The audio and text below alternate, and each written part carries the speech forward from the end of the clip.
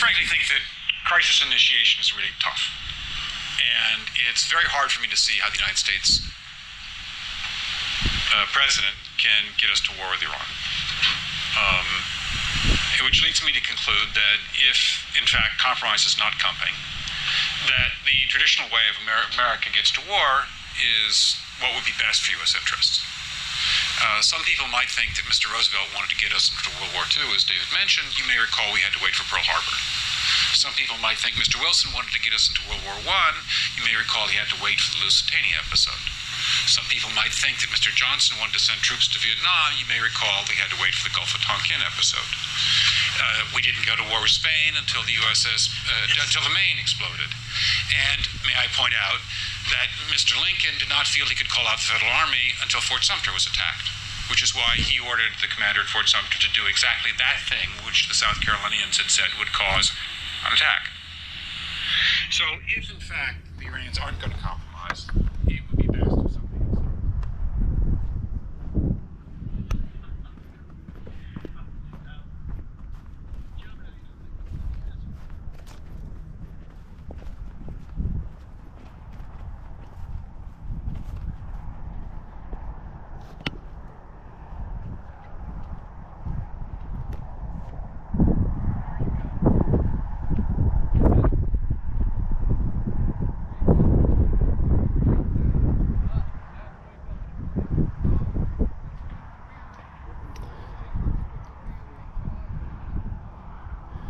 Every war is a banker's war, and every war starts with a lie.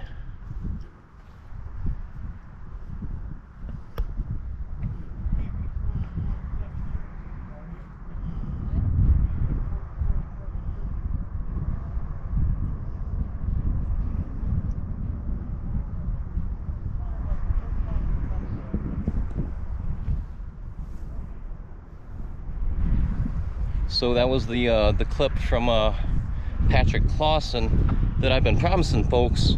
Sorry about the wind. That was the clip from Patrick Clawson from 2012.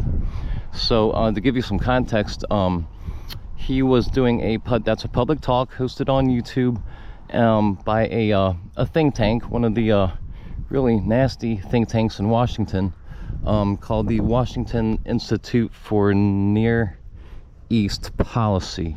I think I got that right. It's a acronym or abbreviation is WINEP.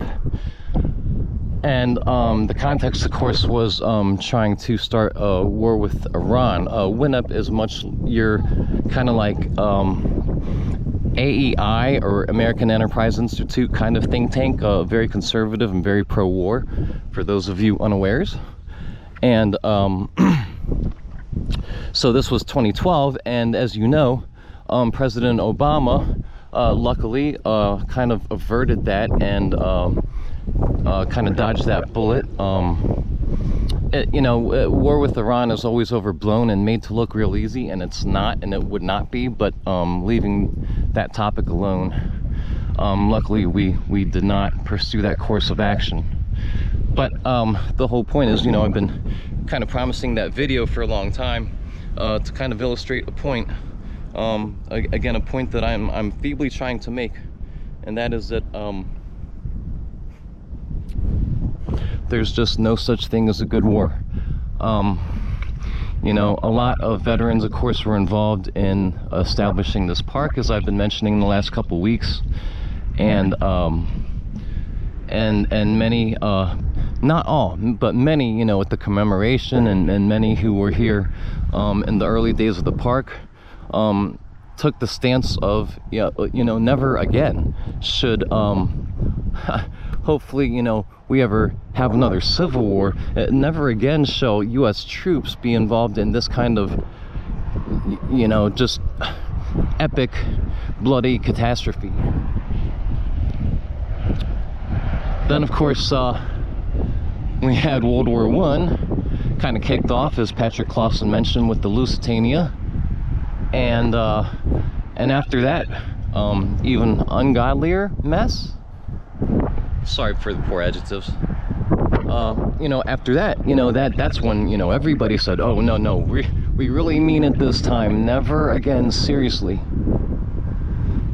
They said that after World War II.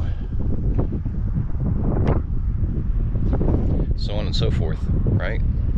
Kind of brings us up to the present day.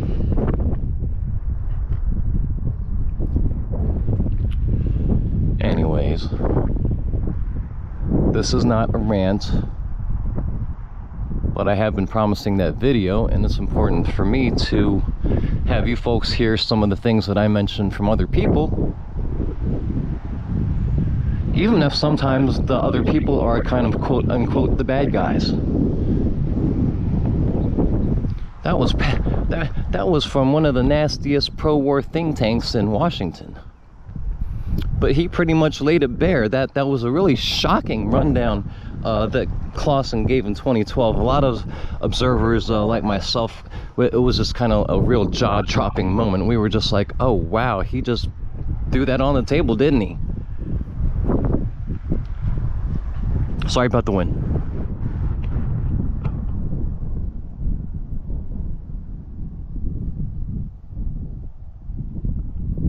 Try to do this complete, since this is, I think, my first video of the Peace Light Memorial.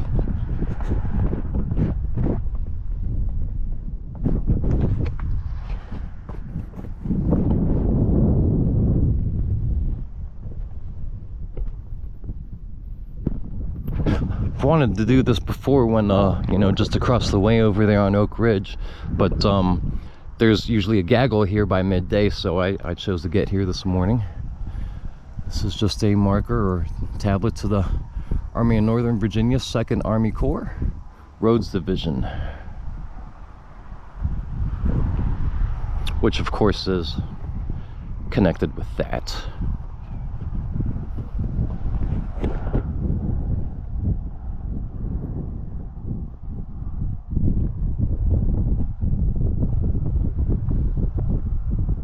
So again, this is after the morning's fighting, after McPherson Ridge, you know, Buford and all that.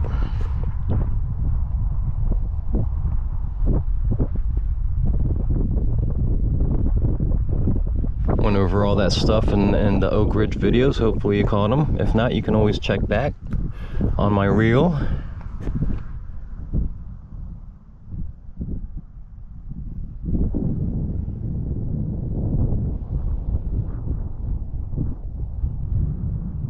There you go. I'll try to keep this one just under 10 minutes.